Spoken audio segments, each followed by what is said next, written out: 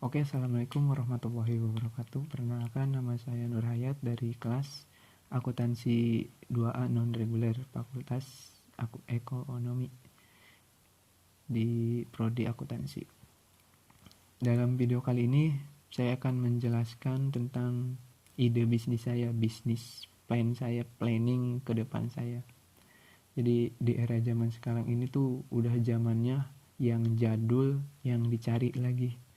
Nggak yang modern gitu, yang jadul, yang ngetren lagi. Zaman sekarang tuh kebalikannya. Jadi saya berencana itu mau buka usaha jualan rujak bebek. Kenapa rujak bebek? Karena rujak bebek itu udah jarang banget ditemuin, dan biasanya anak-anak muda itu nyarinya tuh yang jarang, yang unik, yang nggak ada di tempat lain. Makanya kalau ada produk baru yang beda dari yang lain, pasti itu pemasarannya lumayan bagus. Ya, insya Allah bagus. Jadi produk bisnis plan saya ini bentuknya kayak gini nih gambarnya. Ya, namanya rujak bebek. Rujak bebek ya, rujak bebek. Ciri khas orang Sunda. Jadi profilnya tuh gambarnya kayak gini, rujak bebek. Rujak bebeknya itu standar aja, jadi nggak pakai nama yang modern, nggak pakai nama yang unik lagi. Kita namanya rujak bebek, dari nama aja udah jadul gitu, pasti yang dicari lagi oleh kaula muda zaman sekarang, yang nggak bakalan ngetren lagi. Makanan-makanan zaman dulu yang lagi yang dicari. Kayak sekarang kan udah mulai susah nih makanan zaman dulu yang emang ciri khas daerah itu tuh udah ke tutup sama makanan luar yang udah masuk ke Indonesia gitu. Jadi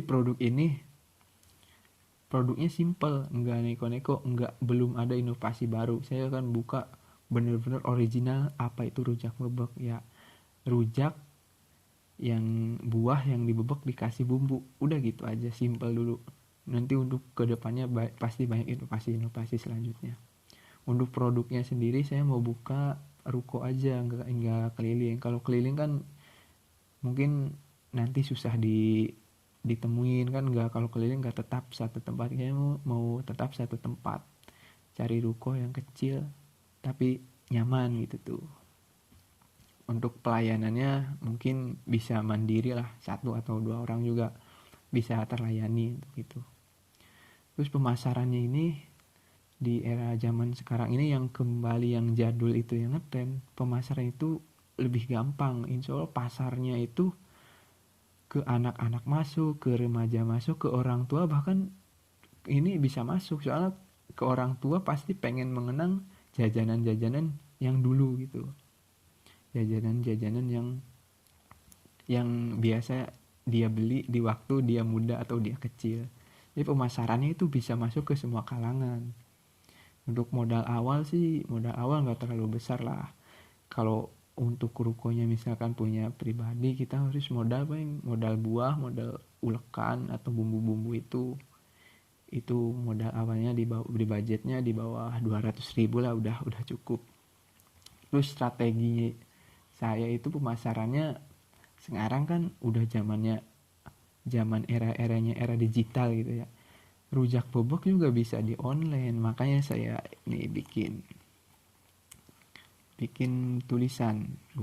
Nggak perlu capek, nggak perlu capek ngunyah, cukup rasakan dan nikmati. Namanya rujak bobok kan udah halus tuh. Ya kan, orang zaman sekarang tuh pengennya tuh yang instan-instan. Jadi ini rujak bobok tuh bener-bener udah instan, nggak usah ngunyah, nggak usah apa, tinggal dirasain, dinikmatin, udah itu dikonsumsi. Terus siap kirim kemana aja. Jadi walaupun kita buka ruko, tapi kalau yang jauh-jauh pengen pesen, bisa pesen kirim kemana aja. Untuk harga stabil lah. Ada yang untuk rasa, ini kita rasanya pakai yang berapa nih, pedas jos ya, pedas jos yang bikin lupa mantan ya. Pikirannya udah nggak bisa kemana-mana ini, udah jos ya, pedas ya. Terus pedes slow bikin inget gebetan, jadi slow jadi pengen gebetnya sama gebetan. Terus pedes biasa yang inget sahabat, jadi pedes yang biasa tuh inget, aduh sahabat saya tuh suka ini.